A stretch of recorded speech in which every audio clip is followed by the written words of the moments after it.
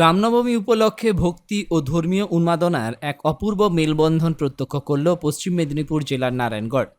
চাতুরিভাড়া এলাকায় আয়োজিত এই বর্ণাঢ্য শোভাযাত্রা ঘিরে স্থানীয় বাসিন্দাদের মধ্যে ছিল উপচে পড়া উৎসাহ।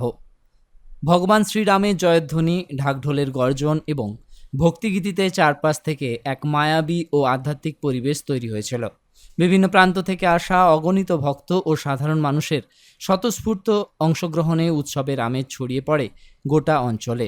অপ্রীতিকর ঘটনা এড়াতে প্রশাসনের পক্ষ থেকে ছিল কড়া নজরদারি, যার ফলে অত্যন্ত শান্তিপূর্ণ এবং সুশৃঙ্খলভাবে সম্পন্ন হয় এই জমকালো আয়োজন।